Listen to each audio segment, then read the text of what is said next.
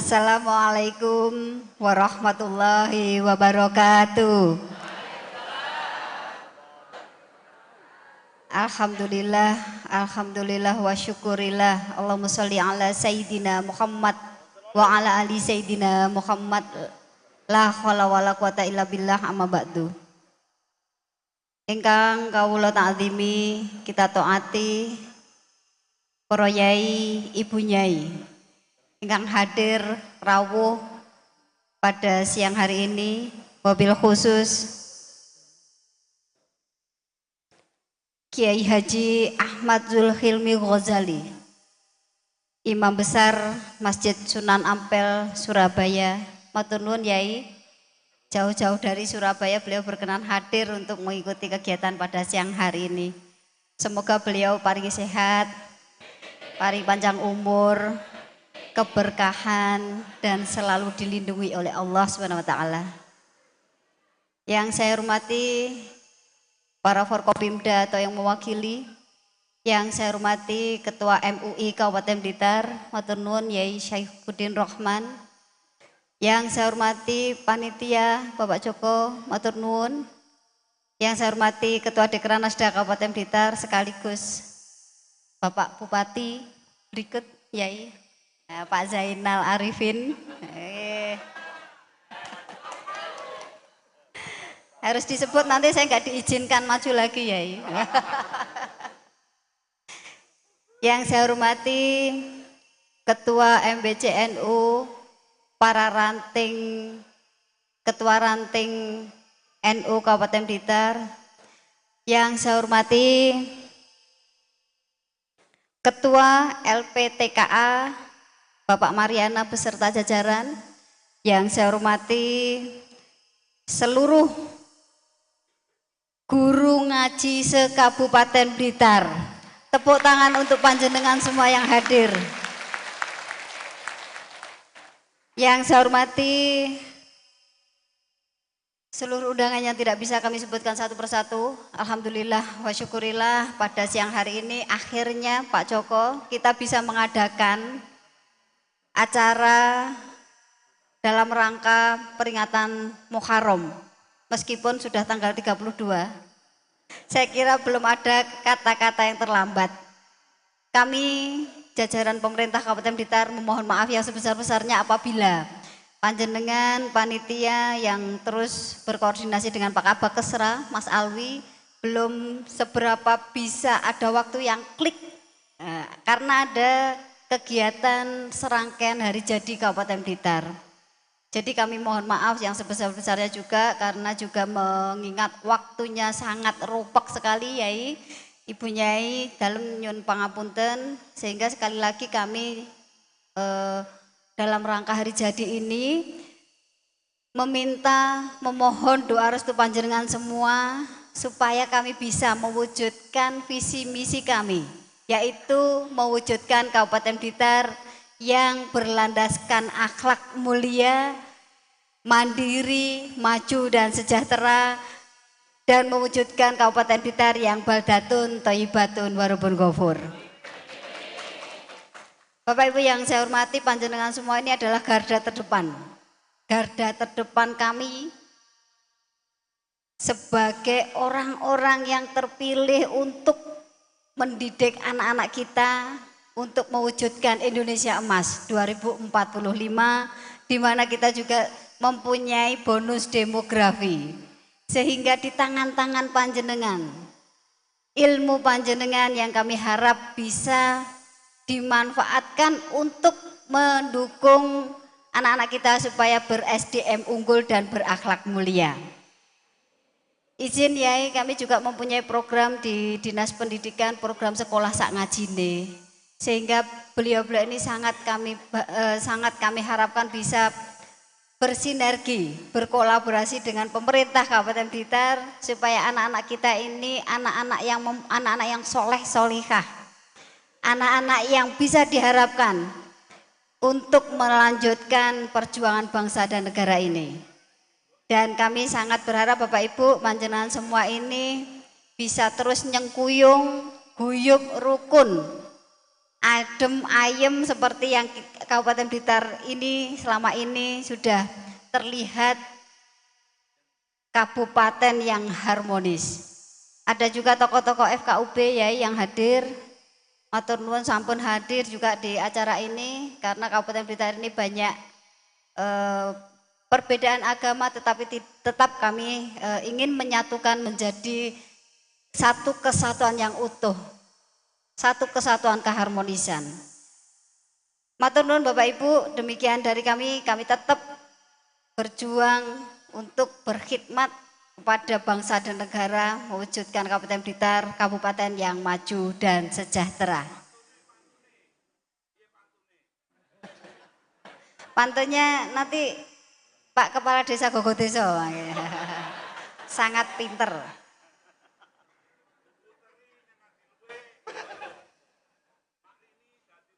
Amin. Matur nuwun Pak Lurah, ngaten matur nuwun kang saged kawula aturne wallahu muwaffiq ila aqwamit thoriq. Wassalamualaikum warahmatullahi wabarakatuh.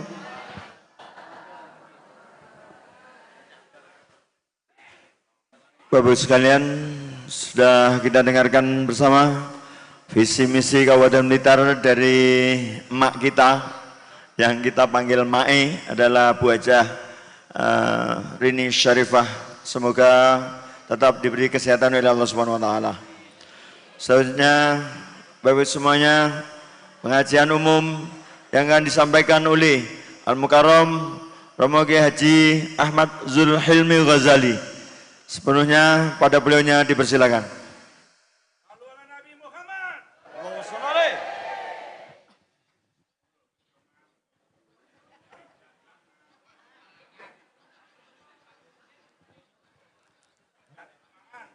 Assalamualaikum warahmatullahi wabarakatuh. Alhamdulillahi haqqa hamdih. Wassalatu wassalamu ala khairi khalqih. Sayyidina Muhammadin rasulihi wa abdih. Wa ala alihi wa sahbihi. Subhanaka la ilma lana illa ma 'allamtana. Innaka antal alimul hakim. Rabbi shrah li sadri wa yassir li amri wa hlul 'uqdatam min lisani yafqahu qawli. Wala hawla wala quwwata illa billahil aliyyil azim. Hadirat al-masyayikh, para kiai, para punyai yang hadir saat ini, terutama yang hadir Bu Rini Syarifah, Bu Hajah Rini Syarifah dan Pak Rini yang kami hormati, yang kami muliakan. Juga Ketua Majelis Ulama Indonesia Blitar yang kami muliakan, yang kami taati. Jajaran Kabupaten Blitar yang kami hormati semuanya. Para warga Nahdliyin Nahdliyat yang hadir saat ini, yang sedang menyelenggarakan peringatan Muharram tapi tanggal 32 katanya. Yang kami hormati semuanya, yang kami muliakan. Juga di sini ada guru-guru Al-Quran LPPTK yang kami hormati semuanya. Saya kira guru-guru LPTKA di Blitar ini tidak asing lagi dengan saya, karena saya sudah berkeliling di kecamatan, 22 kecamatan Kabupaten Blitar ini sudah saya datangi. Ya.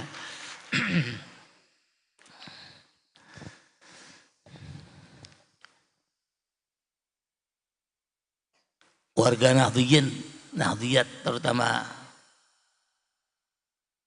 aktivisnya. Ya, saya sulit mau menyebutkan pengurusnya.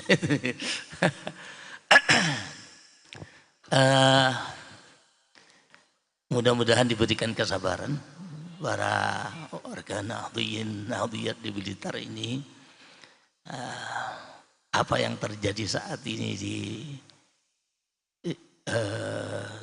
kepengurusan NU Blitar ini merupakan satu cobaan dari Allah Subhanahu wa taala.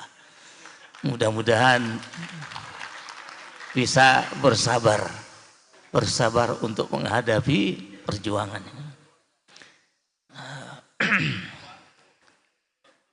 Saat ini kita sedang memperingati hijrah sebetulnya. Karena satu Muharram itu adalah hijrah, itu hijrah Nabi, hijrah baginda Rasul Muhammad sallallahu alaihi wasallam. Hijrah itu adalah perjuangan penegakan syariat. Kemudian ketika NU didirikan oleh para ulama itu dalam rangka memperkuat Ahlus Sunnah wal Jamaah, juga dalam rangka menegakkan syariat. Karena Ahlus Sunnah wal Jamaah ala Nahdliyin ini tidak bertentangan dengan syariat. Oleh karena itu ketika kita memperingati hijrahnya baginda Rasul Muhammad sallallahu alaihi wasallam dan para sahabat tentunya, itu sama dengan apa yang dilakukan oleh NU ketika mendirikan NU itu dalam rangka menegakkan syariat juga.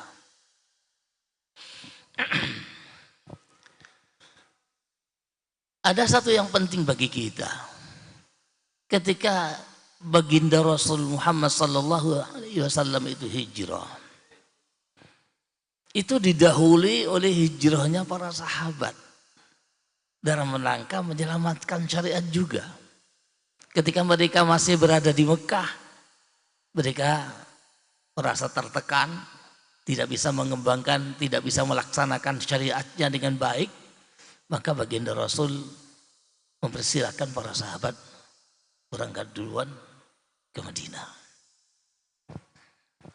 Bahkan sebelumnya ada yang namanya hijrah itu ke Ethiopia, hijrah yang sebelumnya. Tapi itu semua adalah perjuangan. Ada sesuatu yang sering tersembunyi. Karena yang namanya perjuangan hijrah itu yang dilakukan oleh baginda Rasul sendiri dengan para sahabat, itu penuh dengan berliku-liku macam bentuk perjuangannya. Bukan sederhana syariat yang dipertahankan, bukan hanya itu. Karena di dalam menjalankan syariat itu aturan-aturan ada yang belum dilaksanakan dengan sepenuhnya. Ya, syariat Islam waktu itu masih belum sempurna. Aturan-aturan yang ada syariatnya belum sempurna. Karena walaupun baginda Rasul sudah 13 tahun di Mekah, tapi syariat Islam itu belum sempurna, belum disampaikan secara keseluruhan.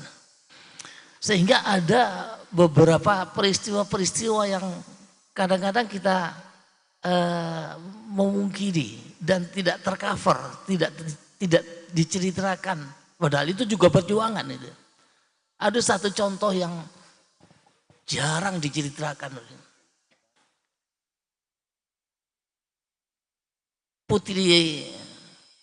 Putrinya baginda Rasul, Sayyidah Zainab, ada sosok yang paling berat di dalam menghadapi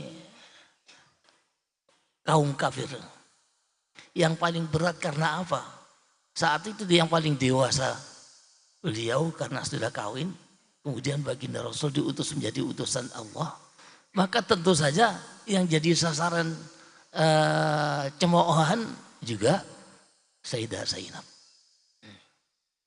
Padahal Sayyidah Zainab itu sudah kawin, sudah punya suami yang tidak masuk Islam. Ini yang jarang diceritakan. Di situ banyak perjuangan-perjuangan yang tersembunyi. Saya ingin mencontohkan cerita ini untuk memberitahukan gambaran bagaimana juga ketika NU berjuang itu juga banyak macam-macam ragam yang harus dihadapi ketika berjuang itu.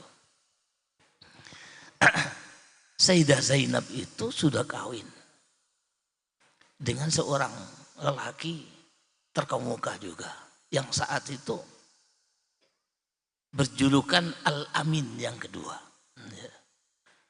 Sebelum baginda Rasul diutus menjadi utusan Allah yang namanya Abul As itu, suaminya Sayyidah Zainab ini dijuluki Al-Amin. Al-Amin yang kedua setelah baginda Rasul.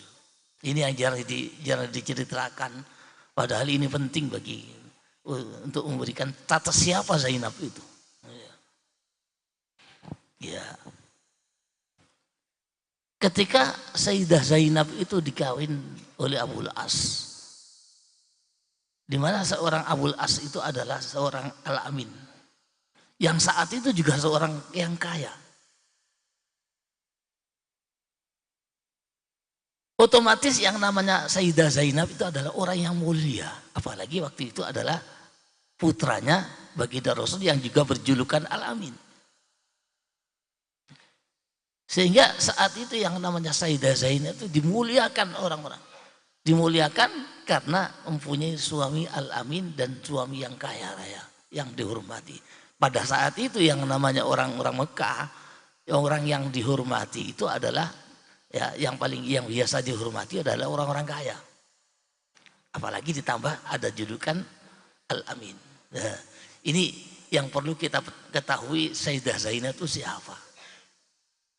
Begitu baginda Rasul Muhammad sallallahu alaihi wasallam diutus menjadi utusan Allah, langsung yang nama Sayyidah Zainab itu jadi bahan cemoohan. Nah, ya, don dari mulia menjadi bahan cemoohan.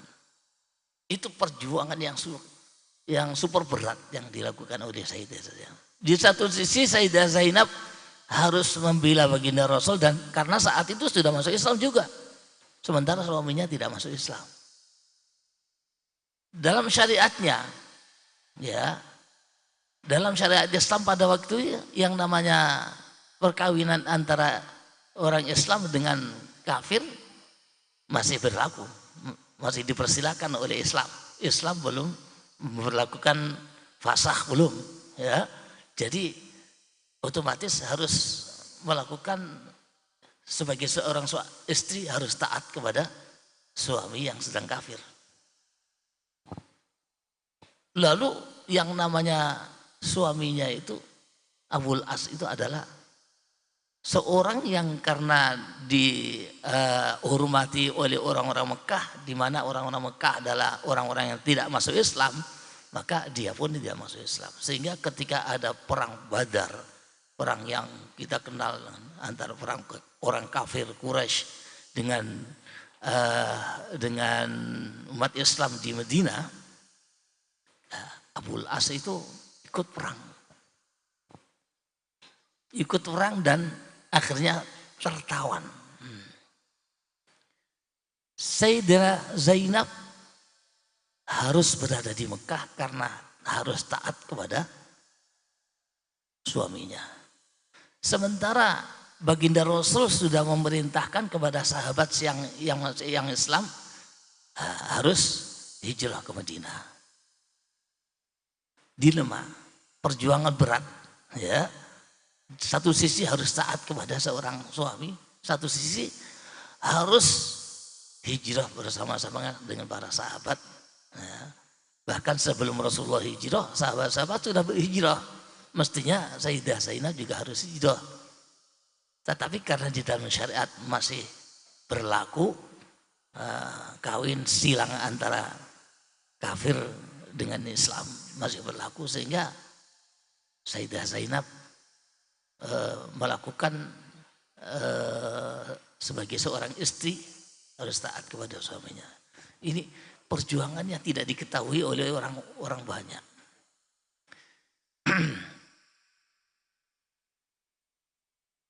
Ketika Abul As ini tertawan di Madinah, Abul As ini akhirnya harus ditebus. Kalau ingin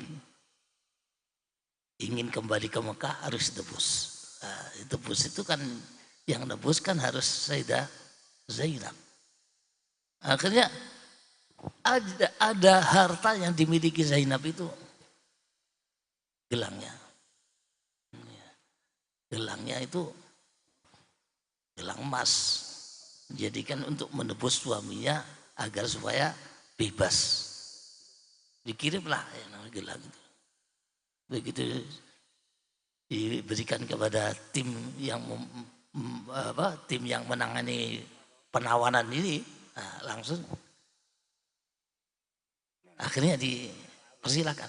Tapi Rasulullah akhirnya tahu gelang itu siapa. Ternyata gelang itu adalah gelang milik ibunya Sayyidah Khadijah yang telah diberikan kepada Sayyidah Zainab.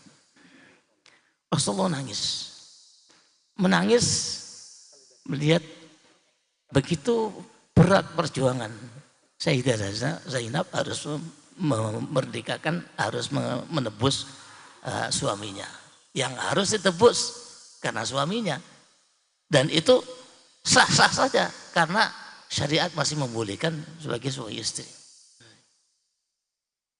Ini bagaimana perasaan seorang istri ketika dilema, harus taat kepada baginda Rasul, harus taat kepada suaminya.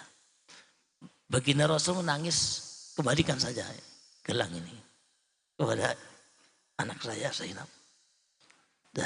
Dan akhirnya berlakulah saat itu kemudian syariat untuk memisahkan orang kafir dengan orang Islam, sehingga Abul As kembali ke Mekah, tapi Zainab harus hijrah ke Madinah. Ini perjuangan juga, ya, harus berpisah dengan suaminya karena sudah ada perintah harus hijrah. Perintah hijrah ini kepada Sayyidah Zainab ini adalah khusus. Ya, ini yang banyak tidak diketahui. Banyak orang yang mencemooh, kenapa Zainab kok enak-enak saja di Mekah gitu ya. Bukan enak-enak saja, tapi karena Zainab itu harus taat kepada suaminya. Tetapi sekarang karena ada perintah harus hijrah ke Madinah, maka Sayyidah Zainab berangkat ke Madinah.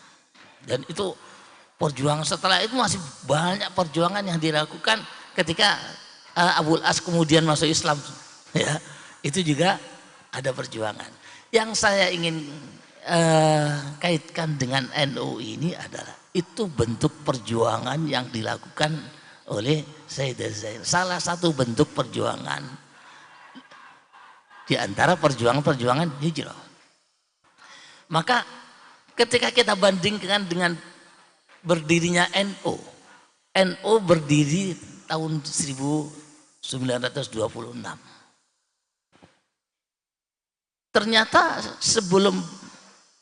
sebelum berdirinya NU itu ada perjuangan-perjuangan yang berat. Perjuangan yang dilakukan oleh para ulama.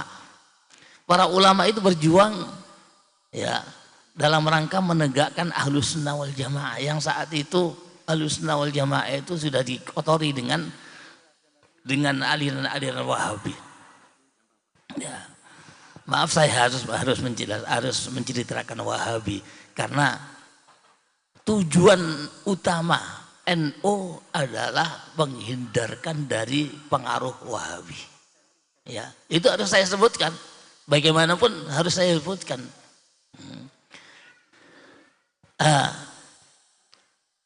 Bukan saat tahun 26 saja itu.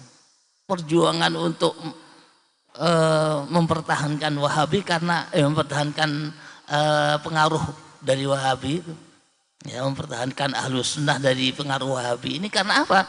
Karena gerakan Wahabi itu sudah bergerak sebelum tahun 1900 sudah bergerak itu. Nah, itu sehingga yang di Ampel itu ada ada tokoh-tokoh Islam. Tokoh-tokoh Islam itu membuat satu forum namanya Taswirul Afkar. Ya, disitulah bentuk perjuangan orang tokoh-tokoh Islam itu yang pada akhirnya munculnya Nahdlatul Ulama. Diawali dengan Taswirul Afkar. Taswirul Afkar itu pada saat itu tahun 1910 sudah. Taswirul Afkar itu forum tukar pikiran yang saat itu berada tempatnya itu di lingkungan Ampel, di sebelah Ampel, dekat sekali dengan Ampel. Sekarang jadi toko tempatnya itu. Di situ ada tokoh yang terkenal, kita kenal dengan Kiai Abdul Wahab Hasbullah, ada Kiai Ahmad Dahlan, ada Kiai Mas Mansur. Itu tokoh-tokoh yang pasangan ketika tukar pikiran.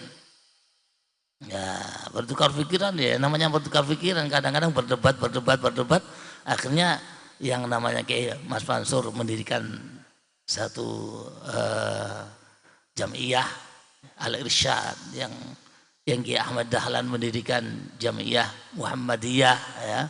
Tapi asalnya fahamnya Ahlussunnah semua asalnya. Ya, belakangan kemudian berubah gitu ya. Yang Muhammadiyah juga berubah, yang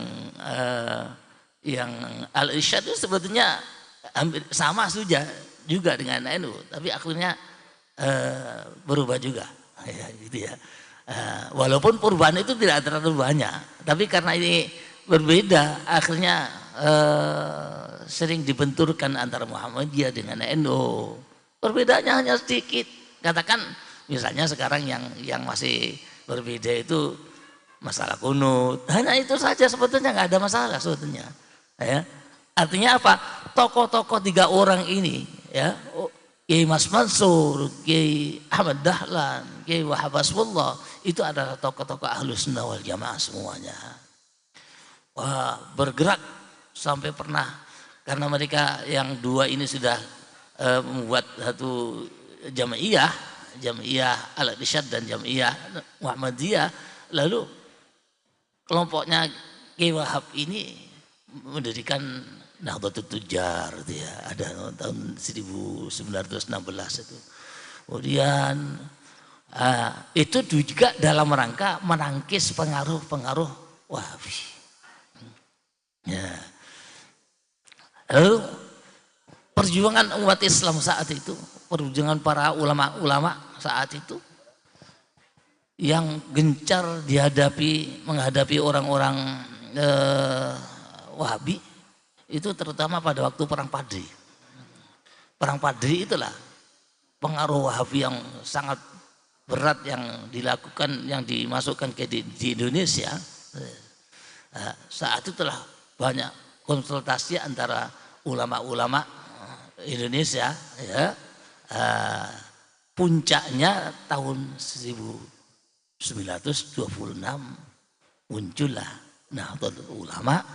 Ya, kita sudah tahu semua sejarah pendiriannya, ya, atas perintah Kiai Khalil Bangkalan, kemudian Kiai As'ad sebagai kurirnya ditujukan kepada Kiai Hasyim Asy'ari yang saat itu sudah menjadi ulama besar. Karena ulama besar, maka orang-orang menjagokan Kiai Hasyim Asy'ari yang menjadi tokoh pendiri Jam'iyah Nahdlatul Ulama. Nah, kemudian saya ingin menjelaskan juga bahwa Jam'iyah Nahdlatul Ulama itu bukan hanya didirikan oleh orang-orang yang hidup. Tapi Jam'iyah Nahdlatul Ulama itu didirikan oleh para orang-orang yang sudah wafat. Terutama bahkan Kanjeng Sunan Ampel.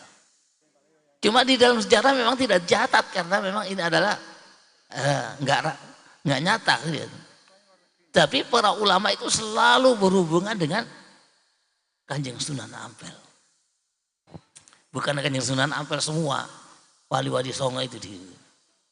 Satu contoh begini, ketika Gus Dur Gus Dur itu sudah menjabat 2 kali ketua Tamfidiyah PBNU. Beliau itu sudah ingin berhenti, ingin supaya ada ganti yang lain, karena sebelumnya NU itu pernah dipimpin oleh Kiai Idham Khalid sampai puluhan tahun itu ya, sehingga Gus Dur itu merasa supaya NU itu dinamis, maka Gus Dur berkeinginan untuk mundur, tidak mencalonkan lagi. Itu dikonsultasikan kepada Mbah Sunan Ampel. Omong-omongan loh ya. Saya bagaimana saya bisa meyakinkan ya. Jadi Gus Dur itu omong-omongan dengan Mbah Sunan Ampel. Bersama-sama dengan waktu itu ada Kiai Nawawi Muhammad ya. Kiai Muhammad itu Nazir Sunan Ampel. Itu biasanya yang mengantar dan yang biasanya jadi protokolnya ya. Itu karena Kiai Nawawi Nazir Sunan Ampel, beliau oleh yang mengantarkan omongan itu. Gus Dur omong-omongan dengan Mbah Sunan Ampel. Kiai Nawawi omong-omongan dengan Sunan Ampel. Sehingga saat itu ketika dikonsultasikan bagaimana Gus Dur mau mundur dari pencalonan ketua Tamfidiyah di Jogja tahun 89 itu ya. Mau mencalonkan, kan belum muktamar, belum beberapa bulan sebelumnya sudah ada niatan untuk mundur. Diaturakan datang Mbah Sunan Ampel. Jawabnya Sunan Ampel, huwa wahidu dahrihi. Huwa wahidu dahrihi.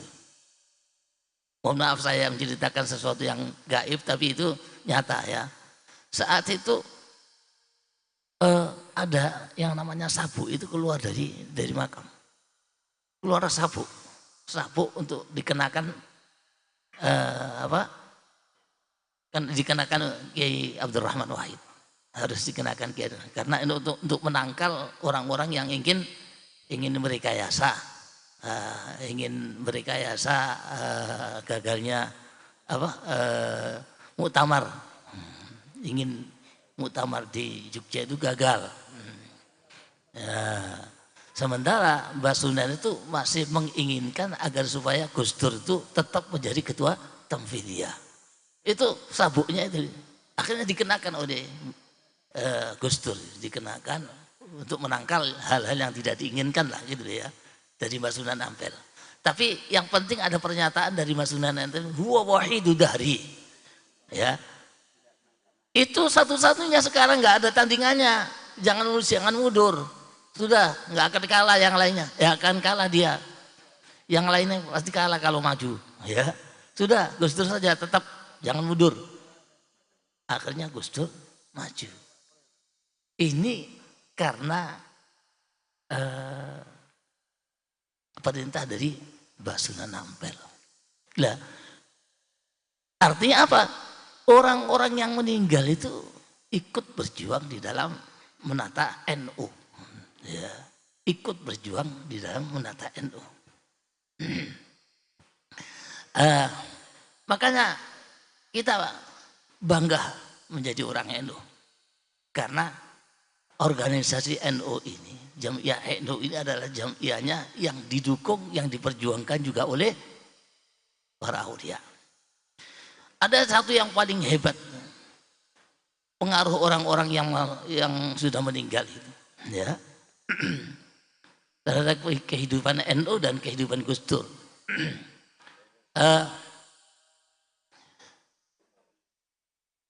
Gus Dur itu menjelang jadi presiden itu hampir setahun, setiap minggu datang ke Ampel. Setiap minggu datang ke Ampel selama setahun sebelum menjadi presiden. Ya. Itu diatur oleh Mbah Sunan Ampel. Kadang-kadang Sunan Ampel itu merintahkan Gus Dur untuk ziarah ke sunan-sunan yang lain. Satu ketika Gus Dur itu kan kalau ziarah itu naik pesawat dari Jakarta yang pesawat yang terakhir, ya, pesawat yang terakhir datang di Surabaya jam 10, jam 11 itu berangkat ke Sunan Ampel. Nanti begitu datang diperintahkan oleh Mbak Sunan Ampel, sekarang datang kamu ke Gresik, Malik Ibrahim, terus datang ke wali-wali yang ada di Gresik semuanya didatangi sampai ke Tuban, nanti sebelum jam 3 sudah datang lagi ke Gresik. Apa hasilnya? Nah, jadi Gus Dur itu disuruh minta pertimbangan kepada para wali-wali yang ada di Gresik, yang ada di Tuban itu. Artinya mereka juga ikut berjuang, memperjuangkan NU. Jadi gitu perjuangan orang-orang yang wali, para wali itu. Wala tahsabanna alladziina qutilu fi sabilillahi amwat bal ahya walakin la tash'urun.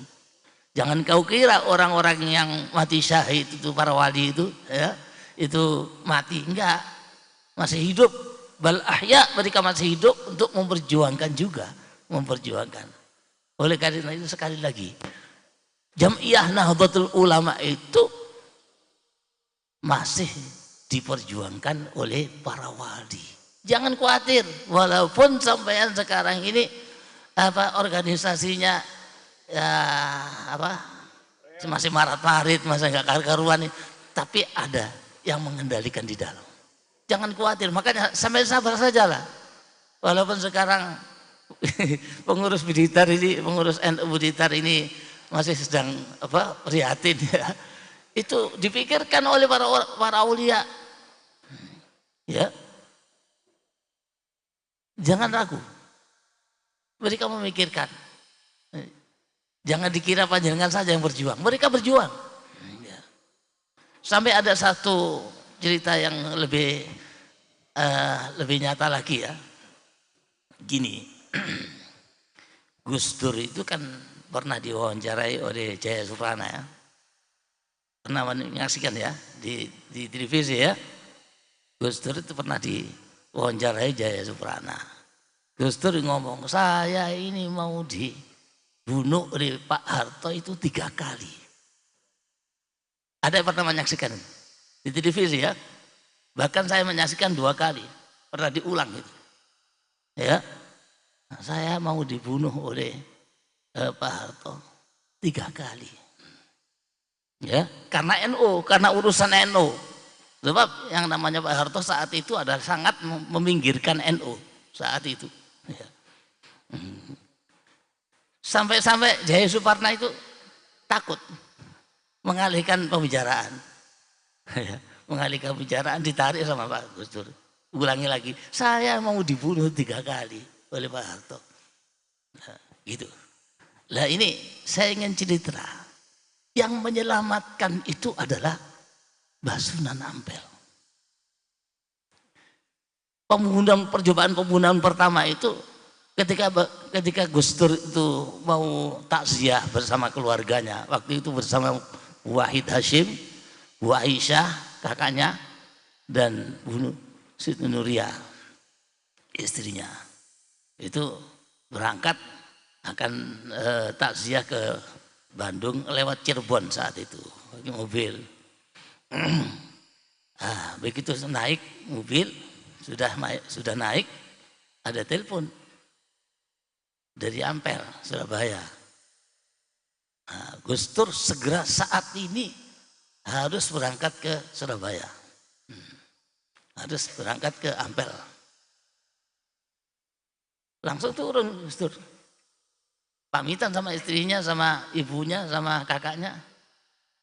Pun ngatan mawon panjenengan takziah mereka kalau dipun panggil Mbah Sunan Ampel, dipun timbani Mbah Sunan Ampel. Nggih kinten salah mawon panjenengan.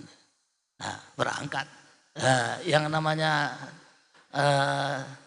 tim pembunuh Gus Dur ini sudah mengira Gus Dur masih ada di mobil itu, diikuti mobil itu. Nah, di daerah Cirebon ditabrak, lumpuh semua yang namanya 3 perempuan ini. Bunyai Wahid Hashim lumpuh, Bu Nuriyah lumpuh, Nuriyah sampai sekarang kan, itu karena itu. Dan Bu Aisyah itu lumpuh, cuma yang punya Wahid Hashim itu akhirnya sembuh, Bu Aisyah itu akhirnya sembuh, tinggal Bu Nuriyah yang enggak. Itu percobaan pembunuhan yang pertama yang diselamatkan oleh Sunan Ampel. Jadi Gus Dur selamat. Mestinya Gus Dur yang akan dibunuh itu oleh mereka. Gitu. Ini yang pertama.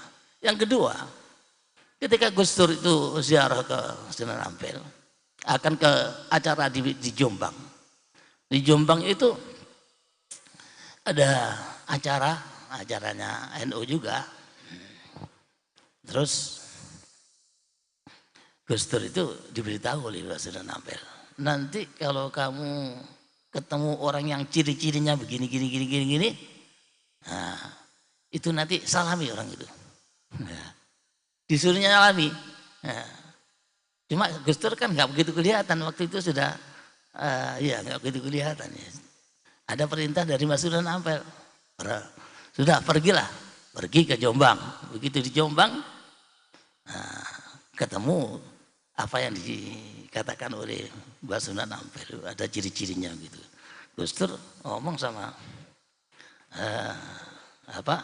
ajudannya lah, ya, yang mengiringnya, ngomong sama pengiringnya, tolong aku kate salaman nang iku, arep salaman nang wong iku, wong. Akhirnya pengiringnya tadi menyampaikan, Gus Dur mau salaman dengan sampean. Begitu tahu seperti itu, lari orangnya. Yang mau disalami itu lari. Sama Gus Dur disuruh melacak itu. Siapa itu? Coba dilacak. Dilacak sampai di Jakarta. Ternyata itu adalah pembunuh bayaran Mbah Harto. Yang menyelamatkan Sunan Ampel. Artinya apa? Perjuangan yang dilakukan oleh orang-orang yang sudah meninggal itu masih nyata, mereka masih berjuang.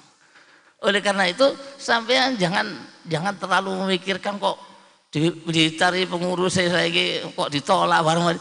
Ini begini. Sampai percayakan kepada orang yang sudah meninggal. Makanya saya salut tadi itu didahului dengan istighotha. Istighotha itu bagian daripada perjuangan, menyerahkan kepada Allah Subhanahu wa taala. Bagaimana sekarang ini NU diberi hidayah itu kok begini.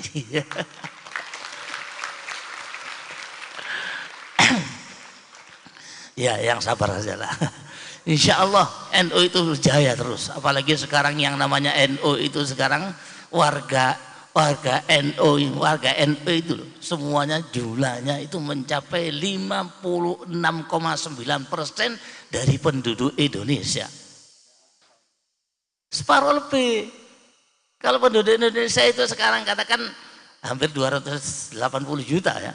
Berarti warga Nahdiyat itu jumlahnya sekitar 160 juta. Ya. Sampai bangga itu. Saya yakin itu perjuangan para wali, bukan perjuangan orang-orang yang hidup, bukan. Perjuangan para wali. Soalnya apa? Gus Dur itu waktu dia menjabat sebagai ketua umum Tamfidiyah, keliling. Pokoknya ada makam datangi. Ternyata mereka adalah memikirkan NU juga. Bukan hanya di Jawa. Ketika ada musabaqah tilawatul Quran di Palu,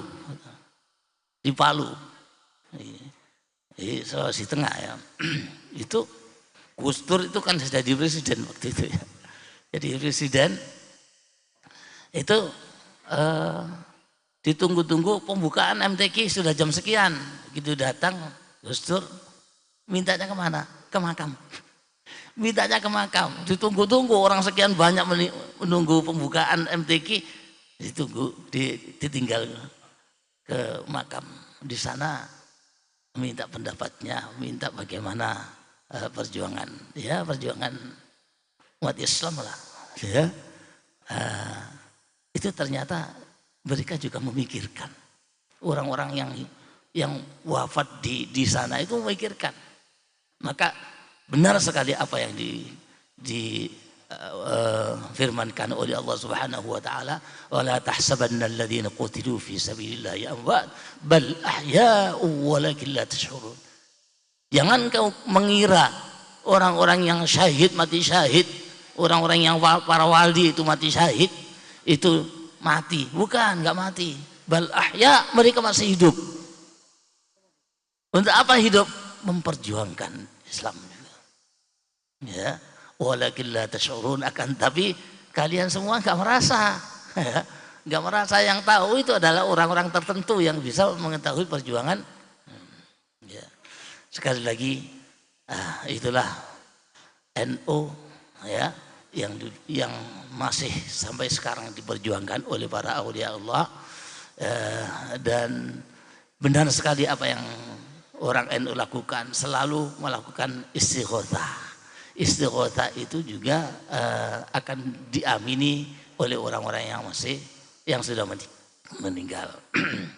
Barangkali itu yang bisa saya sampaikan. Mudah-mudahan sedikit ini bisa menjadikan semangat bagi warga Nahdliyin Nadhiyat yang ada di Blitar ini. Perjuangkanlah Ahlussunnah wal Jamaah, ya, sampai kapanpun. Kurang lebihnya dari situ. Wallahul muwaffiq ila aqwamit thariq. Wassalamualaikum warahmatullahi wabarakatuh.